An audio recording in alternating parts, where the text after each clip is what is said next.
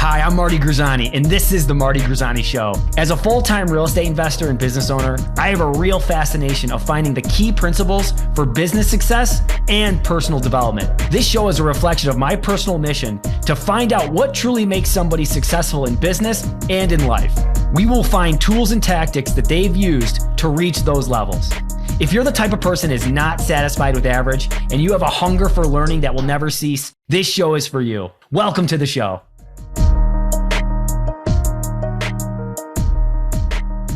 I like to just get this all in because what we're doing right now is pure gold. Don't you think? Yeah, I've been waiting for this moment to fucking call you out for, I had to learn that your wife was pregnant on your podcast. Oh, she sure is. Shout out to Julie and that sweet, sweet unborn child. We're not going to find out until the delivery because we're cave people and that's how we do. Hey man, girl or boy or alien, as long as it's breathing. Yeah, girl or boy would be good. That'd be my options. A dragon would be really sweet though. Oh, that show, for those who don't know, House of Dragons hasn't really helped Julie at all. It's horrible. It's absolutely fucking horrible. for the first pregnancy, already apprehensive. So a lot of like pregnancy like shit that is just not cool. But boy, was that show good. I didn't like the change of characters though. Nah, I like the original. Like, and I'm not saying I'm talking about the House of Dragons I like, but the original cast that was in that with the younger people and all that. Like, here's my question. Why are the guys still the same, but the chicks got different?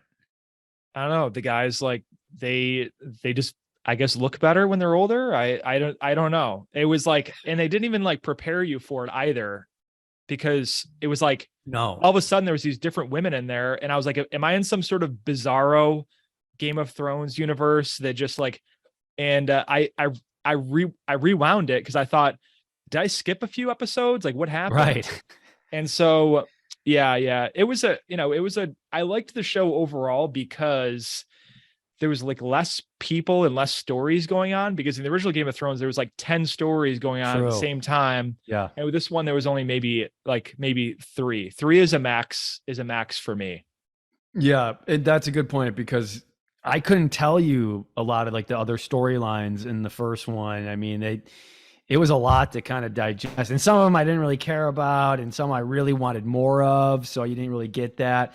But yeah, I mean, it was a good show. It carried me over a bit. It's obviously not the same, but it's different in its own way. And you know who's different in their own way is the guest I have on today. They're very different in their own way, and they are a little bit of dragon, a little bit of underground hardcore rock and roll as well, a pinch of that, but a lot of successful real estate investor, Matt Drouin. Welcome to the show, my friend. Thank you for having me, Marty. I've been waiting a long time. You are a active listener of the show, so I appreciate that. I'll be talking to Matt, and he'll be telling me like, yeah, actually, blah, blah, blah, that was on your show. I mentioned that. I was like, geez, why are you listening to this? This is not for you. But man, it means a lot that you do, and I really appreciate it. And I mean, we could go back so far as to say maybe, what was it? Maybe 4 years ago, you came by to my apartment and you're like, hey, I've been thinking about doing this, but I don't have the time and I just don't really care to do it. I know it's important, but you seem like a guy who might want to do it. And you gave me some of your equipment. It took me about another 1.5 years to even start. And then I did. And so I appreciate you for helping me get this thing going. Excellent, man. Yeah. Another star is born. Star was born. So, all right. I mean, I like kind of shooting the shit with you, but people do listen to this and they do want some content. They do want some actual, hey, how do I do this? Or how did you do what you do? So why don't you tell people who you are and what you do and maybe how you got there, and just give us the backstory to where you are now. Because I want to also talk about what you're doing now. Yeah, absolutely. I got my start in real estate back in 2006.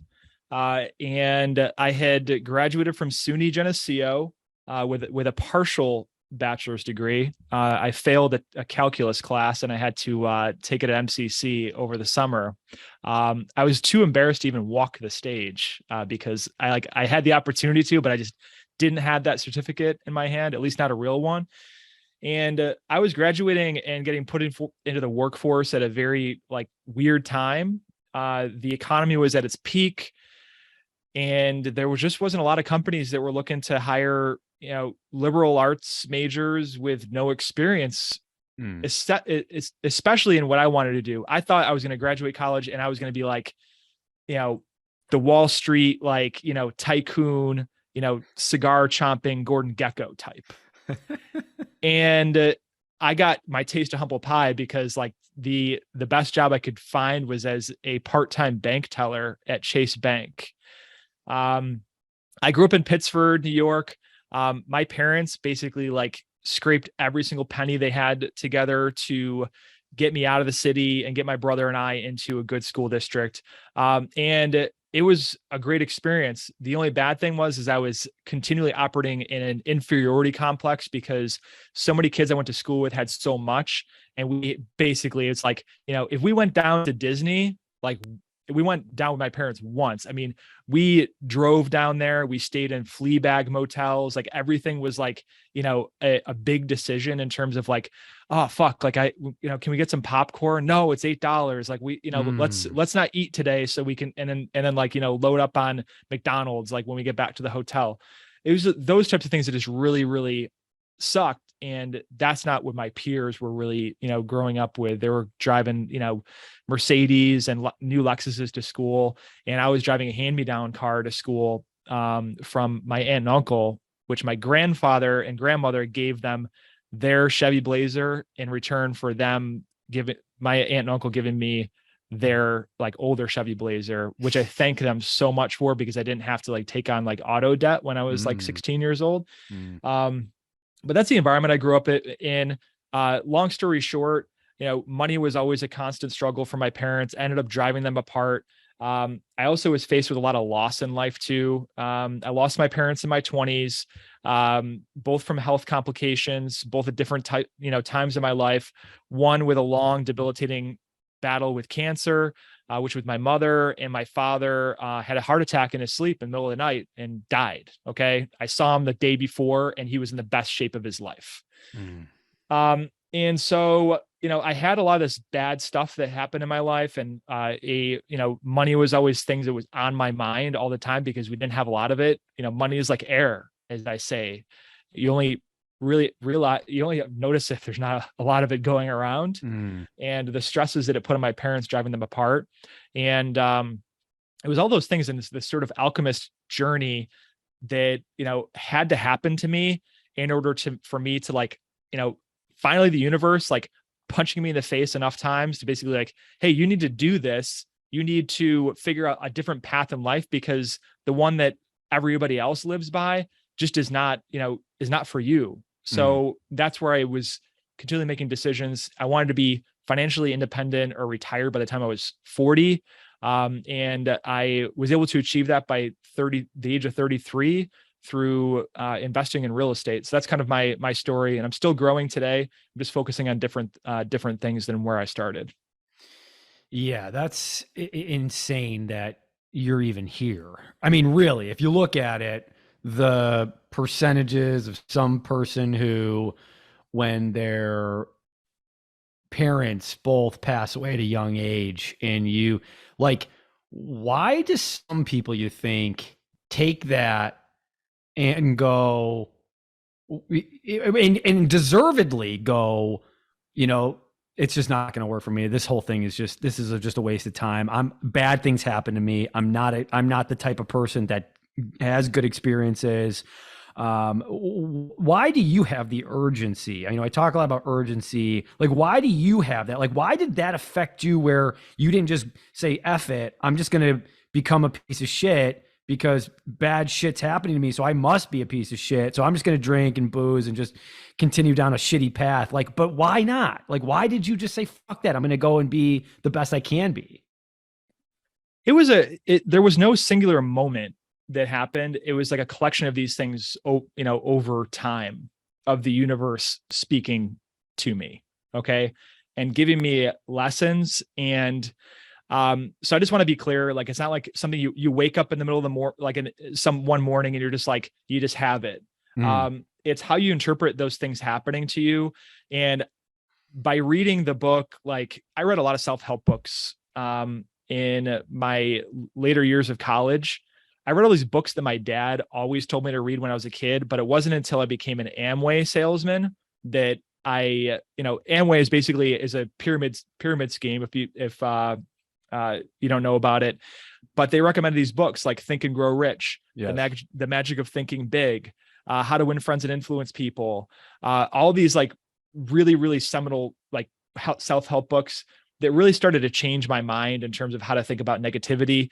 The way I grew up, I thought about negativity. I was that piece of shit, right? Mm. How I made my first dollar was I was a Cub Scout, and I would sell the candy bars we got for Cub Scouts, and I would just keep the money. I wouldn't like bring it, I used to, I had an eating disorder that I developed because there's a lot of tumultuous things going on in my life with like really, really abusive step parents and stuff like that, that my mom and dad were with.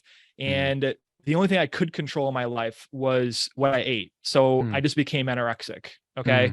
I started selling my Ritalin at school. I was like a fucking drug dealer. Okay. Selling my Ritalin at school because I was ADD. I was like, oh, this is good. This is good money. I had a friend, I won't name him, but was like my I was like sold it to him wholesale, and then he would give me the difference. Right. So my life didn't start off in a really great direction. And I can go on and on and on about all the, the messed up things that I did looking back on it. But I think that it was a progression for me. It isn't for everybody else. Sometimes people can have that aha moment. But it did happen over a short period of time. And thanks to those books, they like changed my like brain chemistry. Essentially, I started thinking about things in a different direction. The deaths that I was dealt with, not just from my parents, but other people in my family, was like, we're not here forever, and it can get taken away tomorrow. That's where I get my sense of urgency. Yes. That's number one. Yes. Number two, having a sense of urgency is just, I was thinking about this because it's a common theme on your show, and I think it's a great topic. It's rooted in logic because we're taught on the time value of money, right? Today, especially now, very, very poignant subject, right? Our money is not fucking buying us anything. It's not buying most people their groceries. They're dipping into the credit cards to fund, just to fund basic living expenses. Right. Money today is worth more than money tomorrow. Time today is worth more than time tomorrow.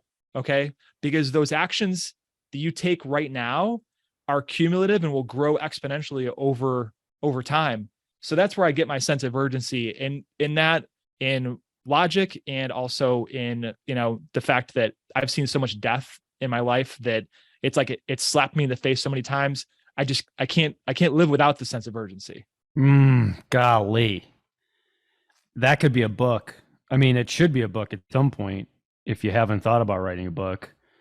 And the urgency part, especially, and like that would be, because I was thinking about, and you know how I think about urgency because you've listened to the show, but I was talking to a friend and we were talking about the work ethic. And I was like, I think that's really just being urgent. I think like work ethic, it just means like, well, how urgent are you to get the job done? And the time value of money part is so perfect. I think that is exactly it. That's why you want to get it done and you want to do it the right way. And then you know how important it is. And then I guess I didn't think of it like that, but now I'm not going to ask that question anymore about urgency. The whole thing has just been unlocked. Well, it's so good that you used those situations as your golden ticket, right? That golden ticket of I am going to use these experiences and then I'm going to change the person that I am. I think, obviously the books had a lot to do with it. I agree with you. And I think it, for me, I still listen to personal development almost on a daily basis. And I think it's because, and I talk about it on a daily basis, it's probably because I need it the most. And, or maybe because I could stray away the fastest if I didn't. Do you kind of feel that same way? Like, do you feel like you need that type of thing? Or is it at this point, you have your bearings now and your disciplines in place where it's just on to the next, big thing? I have to be reminded of it constantly. I mean, I have, like the past few days, I've felt like, a loser and a failure because there's like, some deals we're working on that, there's always hair on stuff like when you're doing this type, and just the, the dollar amounts become even bigger and bigger. So I deal with the same thing. And also I deal with trying to be a better person as well, a better husband, a better father, because I mean, that's really what the most important thing to me in my life. And personal development is an ongoing, continual process of investment. You're going to need different things at different points in time. They're going to be relevant to your situation. And that's, the power in, just, picking up a book. And I think that picking up a book is probably the most powerful form of at least the lowest cost, Mm, highest return, return on investment in your time. Because like when you pick up a book, like the book, you can't speak back to the book. Okay. You're like, yes. I don't have the answers. Yes. Please give it. It's an ultimate position of humility when you're doing that. When you're listening to a podcast, like no offense, like people are driving around town and sort of this passive thing. 100%. Okay. But when you want to remember something that's important, you write it down, right? And then Yes. you read it. So I think that it's definitely a continuous process. I'm definitely feel like I'm a lot better person. I look back, even last year at some things that I did or said, and I'm like, dude, I was an idiot. I feel like I feel like I'm an idiot for some stuff that I did yesterday, but that's the sort of things that you do in Yes. the entrepreneurial journey is a spiritual journey, I think. Ooh. And if you're, if you don't look back in yourself, like, last month and you're like, dude, I sucked, like, then you're not growing. So, and that's where I get a lot of motivation as well. And I'm like in school all the time. I've been doing this for 16 years, but I still like feel like I'm like barely scratching the surface as to what I could do and what I could learn in the process. So, and that's all associated with that, ever changing brain chemistry you got to, put in yourself. Yeah. And I think it's because, like you said, it's entrepreneurship is like this spiritual journey. It really is. And it's such a painful journey. It's so painful, but it makes sense why it is painful. It's because that's the only way to grow. You have to have pain. And you need it. You need to continue to have pain. And you also, because a lot of times the pain, like you were just talking about, the hairy problems that are on deals, well, your job, right? And I just, Matt, been okay with this. I just recently became okay with your job as the CEO of the business is to solve problems. So problems, yeah, you better start, like, you don't have to necessarily enjoy them, but you better become like okay with getting them constantly, or this is just not going to work out for you. And that was kind of a hard thing for me to hear myself. Realize that it was like, I fucking hate problems, man. I hate them and I don't like it. And I like when things go my way, but what I've noticed is when they go my way, I'm not really satisfied. When things start to kind of go your way constantly, you're kind of like, okay, well, yeah, we got that check, but man, it was like anybody could do that. Like you kind of go, yeah, but anybody with half a brain was going to be able to figure that one out. But it's like when that big problem comes and it takes you a minute and then you get better. Do you have like when you have a problem, do you have like a process? Do you have a formula? I mean, is it you take a minute to like look at it? Are you quick to make decisions? Are you not quick to make decisions? Like, what does that look like for you? I'm very, very decisive when I understand a problem.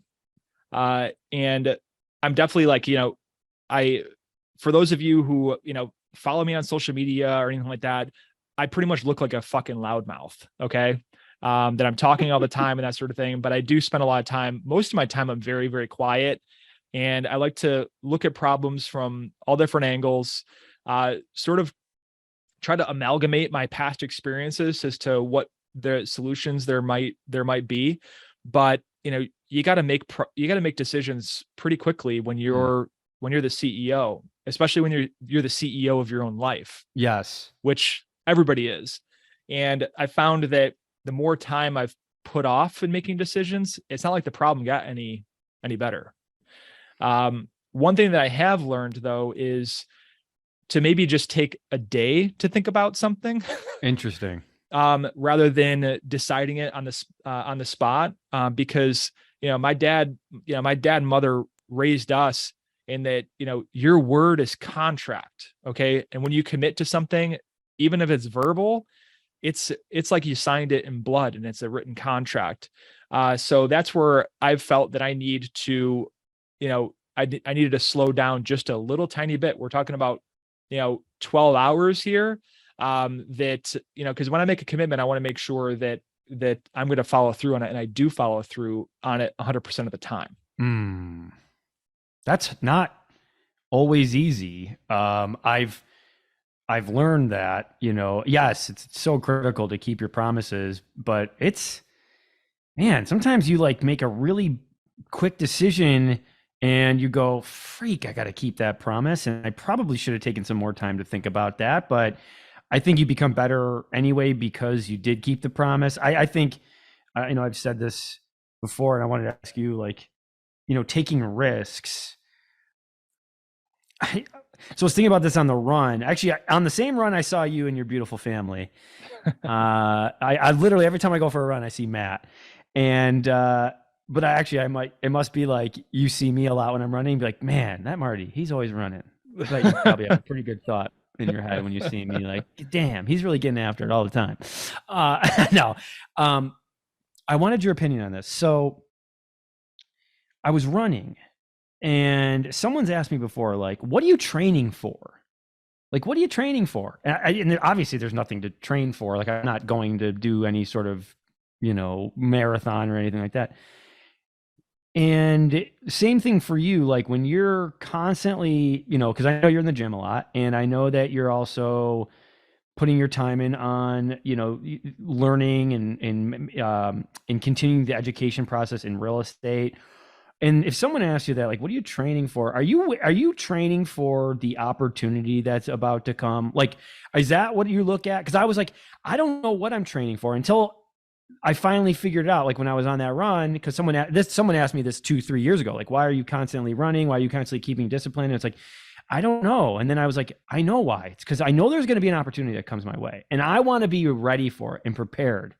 Do you feel that way? Like, do you feel like you're ready now to kind of do anything that you want to do? I guess it's kind of a crazy question, but what are your thoughts there? I'm not ready for anything that comes my way. Woo! No, I mean the thing is that if you're prepared, like the time that the opportunity is there it's not going to be there. And then by the time you're prepared for that opportunity that just passed you, a bigger one is going to come your way. One that's like, a little bit different that you haven't really been prepared for. I think that, I'm not really training for anything. I'm already in the battle. I'm already the gladiator in the Colosseum. Yes. Trying to, slay their dragon or whatever. Right. Yes. Because that's a good question, Marty, because like, I don't really feel like I feel like I'm in the game right now. Yeah. And I know that the discipline that I have is definitely my, it's my body armor, so to speak. Yeah. But I think that, you need to be constantly taking action and doing something. If you're sitting on the sidelines, you're not getting the actual practical experience that's going to build you. Because there's a lot of people like, oh, the recession's coming up, or I've been thinking there's going to be a recession for the last 8 years, Sure. and it never happened. But if I would have waited 8 years, I would have missed out on some of the best opportunities in my life. I would have missed out on, the one deal I did that paid for my daughter's college education. Okay. And I would have missed out on that one deal that paid for my wife's retirement. One deal. Mm.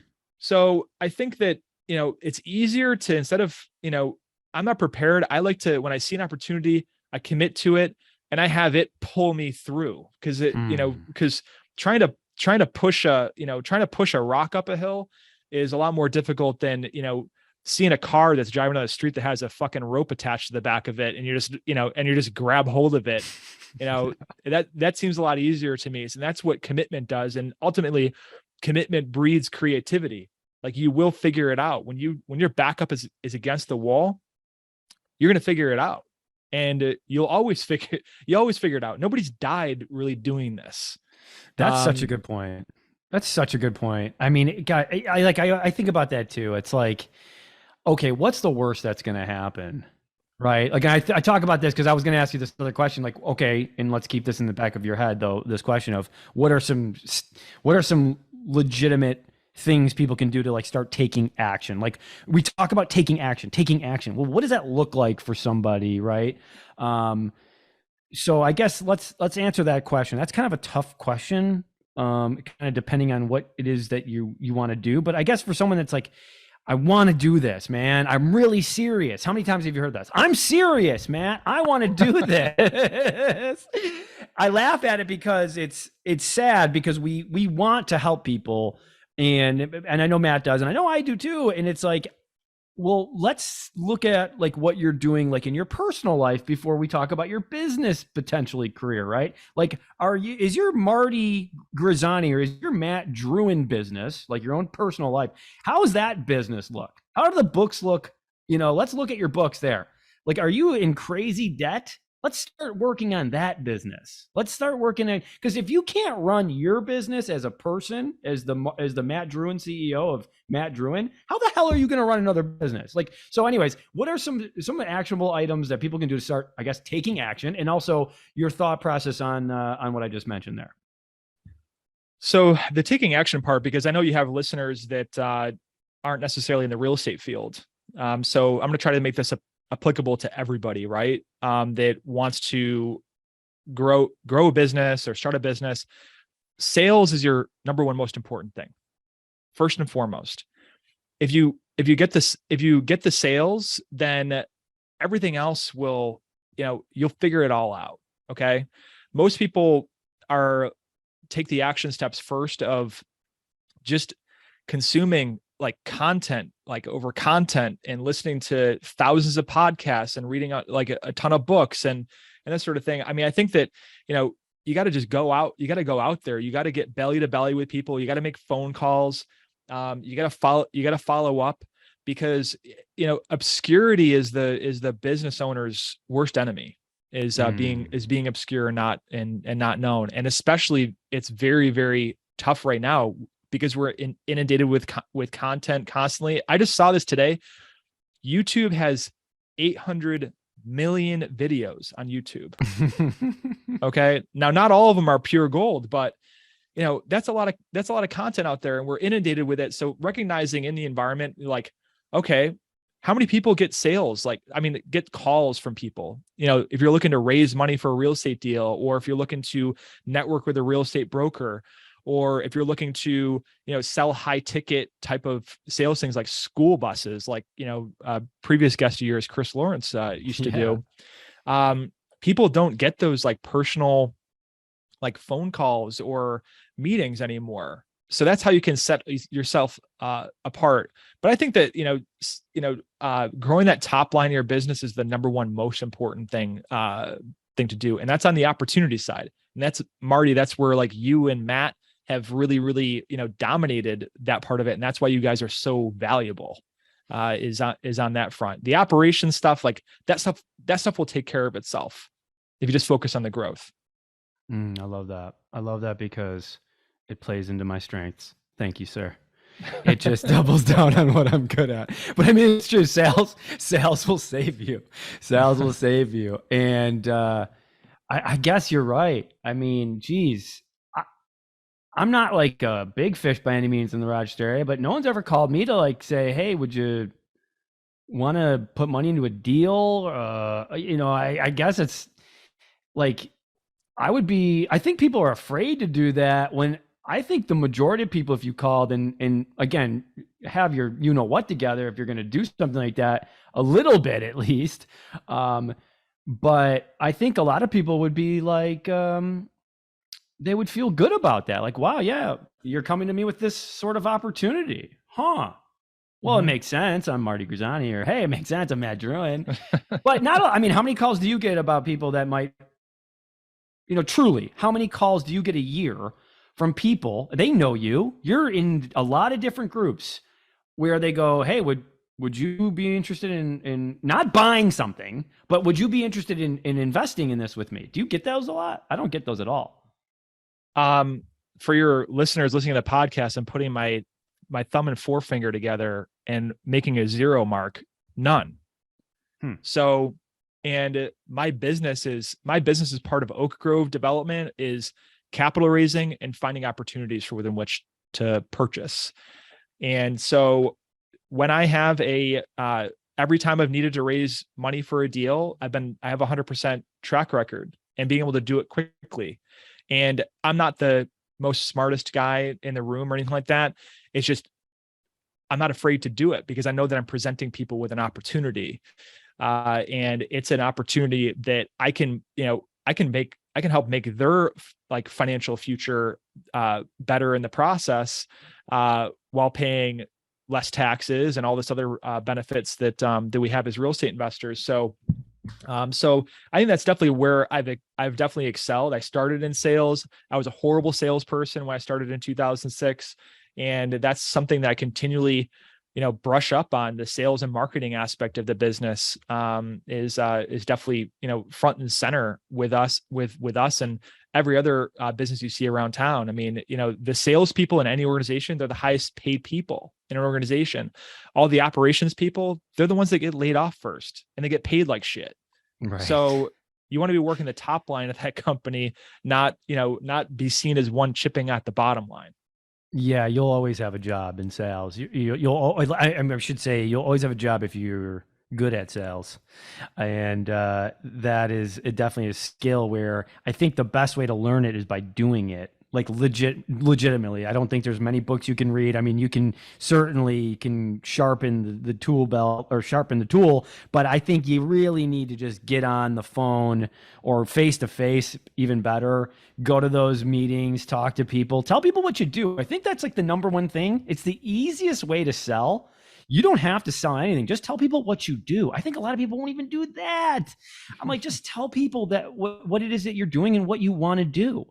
If you came to me, let me know your thoughts here. And I want to know if you have another strategy. People come to me and go, I want to get into real estate or I want to get into any business. It doesn't matter what it is. I want to get into business. I got a buddy who wants to, be a jeweler. Okay, great. Text everyone in your phone and tell them, hey, it's been a while. I know I haven't reached out to you in a long time, but people have been asking me how they can help me on my new venture. Mm-hmm. If you're okay with it, would you be willing to refer me to people that may need, or a realtor? Because I'm a realtor now. I would love that from you, and I'd be happy to pay you some sort of referral fee if you do so. Right? Make it good for them too. But if you don't do that at least, and you're not willing to put yourself out there on Facebook and do a video of yourself or even a post, then you don't want it really that bad, right? Or is that kind of like, dude, no, they do want it. They just don't have to do all that crazy stuff. Like, what's your thought? Maybe what's another actionable item they could do? I mean, I think in terms of getting started. Sure. Or anything. Yeah. I mean, I'm going to tell you, I'm a very, very hyper-focused person. I think that, everything that I do is sales oriented. When I talk to a owner of a property, I'm buying their property, but I'm really selling them on me and what type of solution I can provide for them. When I raise money, I'm selling that opportunity to that potential investment partner. Working with brokers as well. I mean, I have to know how to deal with brokers, and I'm a salesperson to a salesperson, right? I can perform on this deal. Okay. This is my track record, being able to talk to brokers in their language. So I think that I don't want to confuse anybody. Just get your sales acumen brushed up, and don't be afraid to get out there. And also, it's not in particular one thing. I mean, it is I'd focus on one thing and really, really sharpening that axe. A lot of people get, distracted with, they need to be, sharpening 20 axes at the same time. And it's just not going to work. So, sharpening that one axe, and then once it's sharp enough, it doesn't need to be perfect. Then you can move on to the next thing in terms of developing another arrow in your quiver, so to speak. Yeah, that's a nice way of doing it. That's a simple way of maybe just focusing on that one thing and doubling down on that, and until it's something that is dangerous, something that's going to actually bring something into you, something that's going to be new for you, right? Doing different things that once you're doing them enough times, you're going to get better at them. And it kind of goes back to the whole point of, we're going to have to go through pain. Again, you just got to have that pain. And I think a lot of times with the resistance, when we're doing new things, when we're trying new things, it's almost like that's a good sign. Like, go into that resistance, go into that, because typically at the other end of that is going to be something that's going to be an item that you're going to take, and it's going to be good for you long term. Just like going to the gym. It sucks in the beginning. It's so much easier to work out when you're in shape. So much easier. But you're not getting that full effect. You're not getting the biggest, like, boom, that gigantic just increase like you do when you start the gym for the first time. Yeah. Listen, when you're an entrepreneur, there's a really overused term as get out of your comfort zone. I think that, you need to flip it around a little bit, and you have to chase out zones of discomfort. I've been so like in this space so long, is that if I'm comfortable, like, I'm not comfortable. So, if you're not going through pain and having resistance, your muscle's not going to grow. And, you got to be, putting yourself under constant stress, like, in order to get the results you want to see. If you're, doing it once in a while, and not being consistent, like, you're not going to get those results. And ultimately, the reason why I kind of thought about it and focusing on the one thing is that you have, you get better when you're focusing on that one thing, and then you start to build self-confidence, especially if you came from where I came from, where I lacked self-confidence. Like, I was a very timid, scared person. I was the one that would stand in the corner and be afraid to talk to people. But the same thing with, like, going to the gym, right? The first time I went to the gym after I had been, like, struggling with fucking anorexia for all these times, I couldn't even bench the bar. Couldn't bench the bar.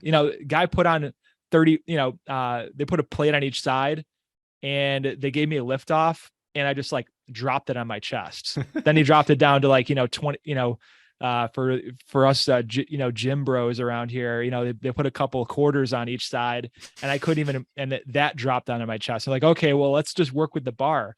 And you're, like, walking around, and you're awkward, you feel awkward, and because you don't really know what you're doing, and you're looking at equipment, and you just don't feel comfortable. But, if you're doing it every day, then, it becomes a second home for you. And this goes for other aspects in your life as well.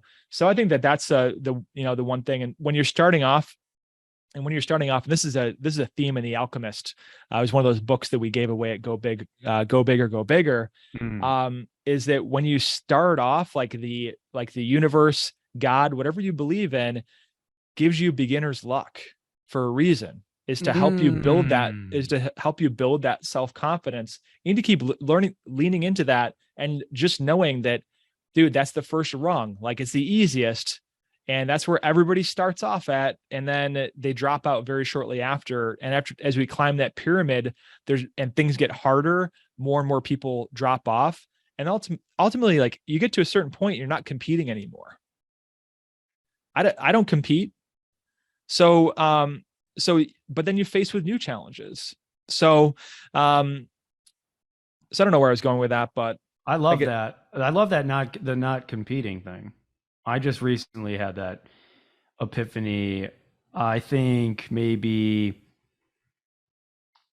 I would say, going back like 2, 3 years ago, this is not good. But I didn't have like the as what Marty I have now, the a very abundant mindset where like, dude, everybody can win.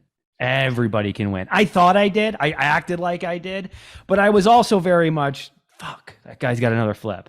Shit, what am I doing? Right?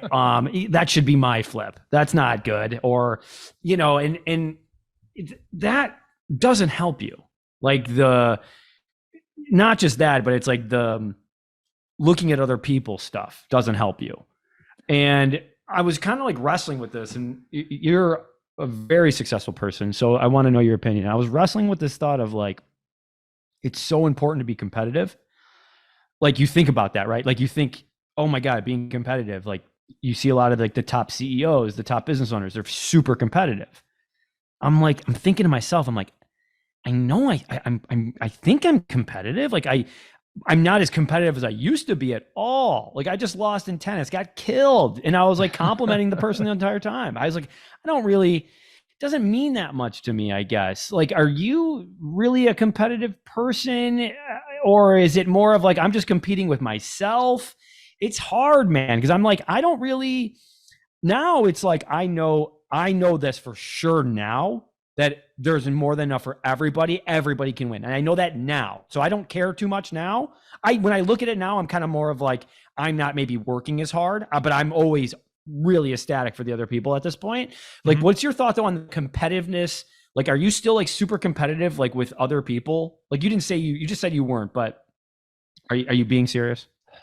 um, I think I'm being serious, but there's a duality of the whole thing, right? So, yeah, I still have FOMO, freaking, I'm gonna name blast, freaking, Brendan Bascom just bought 60 units in the Park Avenue area like a couple weeks ago. Shout out to Uh, Bascom. Chris Cieslak, another real estate investor, bought a 60 unit apartment complex in Fairport. I'm like, Shout out to he's like, I was pissed, yeah. right?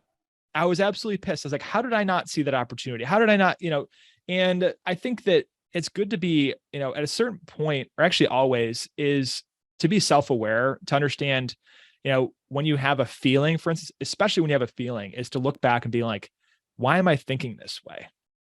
Okay. And I think that hearing those two things there, and they happen in pretty short order with each other, I Yeah. was like, that was the universe telling me like, I need to get after it.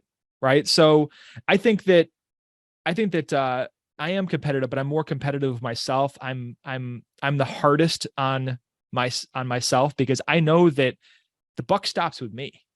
Okay. I own all of my decisions, all the bad decisions that I've made.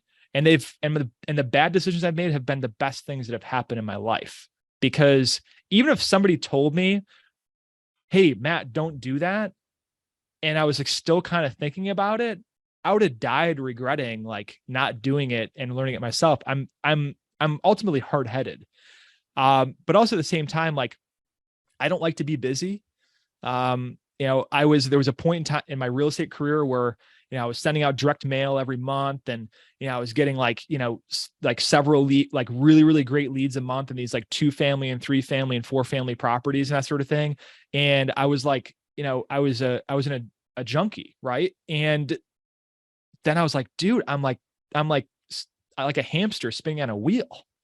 And so I was like, I was like, fuck all that. I want to focus on just doing one deal a year. That's all I want to do. And then just make the deals bigger and bigger and bigger. So, this year we're going to be doing we're going to be closing a $3 million deal. The year before that, we did a $1.5 million deal. So, cause for me, like I like to move slow. I don't like to move this, like, being constantly frenetic. It's just not my personality. I don't like being distracted. I don't like being, some people used to say, oh, I'm busy, busy, busy. Like, I hate that. So Do you hate that, or do you just like hate that type of person that says that? I just hate that. I know what they Okay. mean. I know what they mean. And Yeah. it's so easy to be busy, but I just rather be focusing on like I'd really be focusing on one thing. I had a hard time focusing on one thing growing up.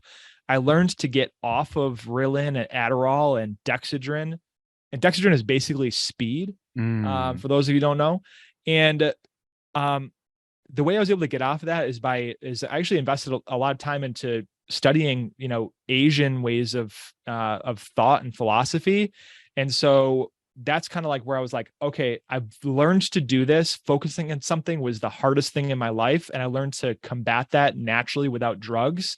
So that's kind of what I want to lean into because I put so much time in that. And it's really, really hard these days. And I give people a lot of credit that can actually focus and like get stuff done because it's like, it's just, we're just inundated constantly. Like I have 50 text messages in my phone that I haven't even like answered today.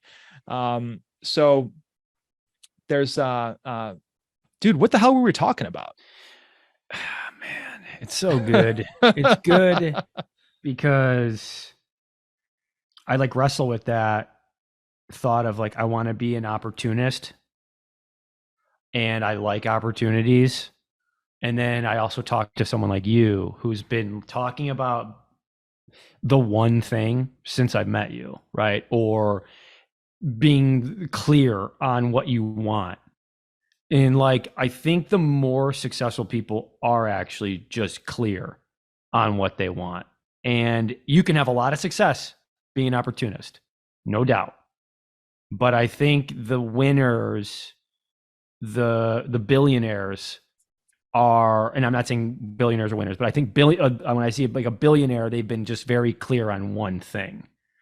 And that's kind of hard because I'm someone who likes to be busy. I am someone who likes to be. I'm regrettably now a deal junkie. Like we do a lot of deals, but I don't want to do a lot of deals just to do. Like if you think about all the work it takes to do one deal compared to like if you did just one deal to make all the money times, all the money you could have made or all the value you could have created and all the great things that you could have done just on one deal that took the one time for the year instead of let's say 100 deals. What would you choose? It's like, well, yeah, I'd want to just do that one thing that one time.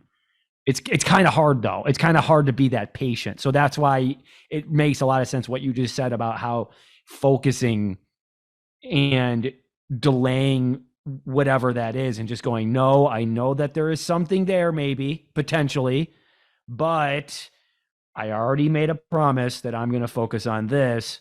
And if I don't, then I'm just going to be going back to go, geez, I should have just went and sticked with, X. And instead of just being constantly inundated with, A, B, C, D, E, F, G, and even though they look great and people have made money and they're doing well and there's value there, but this is my thing. I'm going to stick with it. That's so hard, dude. Mm-hmm. That's so hard. All right. I want to be cognizant of Matthew's time. So let's go with the speed round here. Matt, if there is only one metric you could track in your business, what do you choose? Or let me ask you this: what KPI do you look at, like on a weekly, maybe monthly, yearly basis? Do you and Oak Grove look at that's like, gosh, if this is in line, we're good. And you can say P&L, cash flow, shit like that. It's fine. The KPIs, that's one thing is that I have not been systematic about like benchmarking and measurements. I'm just one that I know what the right thing is to do, and I just lean into that and take action towards that. So I'm not the best with like, well, how many phone calls did you make today? Did you call five brokers today? Did you have one lunch meeting with a potential investor and a one lunch meeting with a broker that, this week? I'm not the best at that, to be honest with you. I find that what I'm doing is working for me. So that's what I'm doing.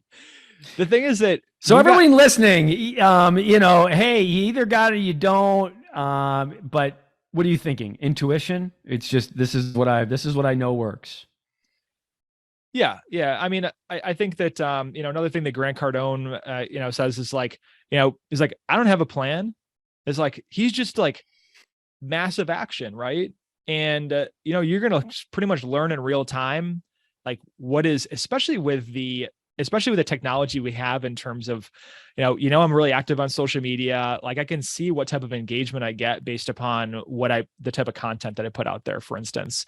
And you can still be busy. And Marty, just to because I'm still trying to convert you, okay, to not being the deal junkie, to Right. get off that smack, is you can still be busy, making phone calls to people, meeting with brokers. I do a ton of relationship building in my business. Relationships are everything. And the reason why I'm so active on the social media platforms and putting content out there is that really sort of nurtures my relationships and keeps top of mind with those people that I build relationships with, to sort of like keep that relationship building while we're not together, either on the phone or in person. But I know for a fact that those people that track the KPIs are going to be way far ahead of the game than I am. I just fucking hate it. Like, so Yeah. I'm just not gonna do it. Eventually, if I get like a CFO or like Yeah. COO. a chief operations officer or something like that, that's gonna be something like, hey, here's a report. We should be doing more of this. But I'm just not there yet, Marty. No, that's fair. Thank you for being honest. And obviously it's working for you, and maybe and you're right. I don't know how you can put a KPI in relationship building. So that is the KPI. It's spending time. And I think something you said, and it helped me out a lot with my content creation, is that, someone that I think was like in your high school or whatever, they were like, yo, you're the real estate guy. Like, how's that going? And you're like, I haven't talked to this person in like 12 years, and I've just been living rent free in their head as that real estate guy. So it might not be today, and it may not be 12 years, but maybe in 20 years, this guy may want to work with me, or this person may have a deal that they can bring to me. So I think about that, and I really know that there is no KPI you can put on something like that. It's way too abstract. Okay. What is a book you recommend, or what? Let me ask you this. No, I don't want that question, because you're just going to name a bunch of books that you always talk about. So what's a book you're reading right now, or the book you just read? Oh, let me see. The book that I just read Yeah. Most was recent book. Marty. I'm gonna be honest with you. The last book I read was the Alchemist, You read it again. by Paulo Coelho. Yeah. Why do you love that book so much? You talk about it all the time. Why? It's a parable. And I think that as entrepreneurs, like, we're faced with like all the stuff that's in that book. A lot of like self-help books are written in very, very direct ways. It's a spiritual book as well. So that's the reason why that's the last book that I read. But here, to put it in perspective, like for every like 10 books I read, one of them is a real estate related book. So I think that, and the real estate's in the idiot's business. For you guys that are overanalyzing this thing out here, like it's not that hard. The greatest part where you struggle, I just talked to some guy this morning, successful salesperson, that his number one thing, I talked to him for 15 minutes. He's got a scarcity mindset. And until he changes that, he's never going to get what he wants. But I wasn't going to tell him that. I mean, I was working out with a dude. And so, I mean, I think that, you're going to have to read books based upon what your need is at the time. And do self-development with that. You're building something over time. You're building a house over time, right? And it's not going to always be with bricks. Sometimes you're going to need some wood and some ceramic tile and stuff like that. So. Okay, thank you, and that makes sense. And I might need to reread that again, because I think I read that like the first time. I think this might have been like a bunch of years ago. So anyway, okay. Last question. If you lost it all today, what would you do? Would you get a job? I would go bigger. I would go bigger. So my biggest regret, and like I said, I was too hard-headed to realize this, is that I should have been focusing on bigger things and not thinking and fooling myself into thinking that it was going to be, things had to be incremental. It would be like I'd be able to rebuild everything that I have today in a matter of probably 2 years, whereas it's taken me 16 years to get to where I am today. Right. And this is the reason why people need to invest in mentors. Is they're like the secret cheat codes. Remember Game Genie? I think you might be too young for this, but Game Genie was basically this thing, like you could hack a Nintendo game, like to turn Super Mario into a chompy chomp, and so that's like the really, really like the secret like cheat code is people that you will invest in that will put the ladder down for you and basically put you light years ahead of where you just did it all on your own. And unfortunately, I had to be hard-headed and learn everything on my own and get kicked in the teeth multiple times to do that. So that's definitely where I definitely think I'd be so much better if I lost it all. Wow, that's it. I love it. I agree with you. Mentorship. I spend tens of thousands of dollars on coaching and mentorship a year, and it's the best thing I've ever done. And it's mostly because of the people that attend those things. And those people are the ones that you build the relationships with. And those people are the ones that typically push you to the next level. The person that's teaching, absolutely, there's the value there, but the long lasting value is in the group. Guys, that's it. Wow, what a show. Matt Drouin, thank you so much for coming on here. Short notice too, and you were super prepared, man. You were ready to rock and roll, man. Hey, thank you so much. I appreciate it. Yeah, have me on any time for a part 2. Let's have a part 2. Okay, guys, part 2. Maybe ask us some questions. Maybe there'll be another event. Maybe go big or go bigger. See ya. Thank you for tuning into the Marty Grisani Show. If you're listening on Apple Podcast, leave us an honest rating and review. If you're on Spotify, make sure you follow us for weekly episodes.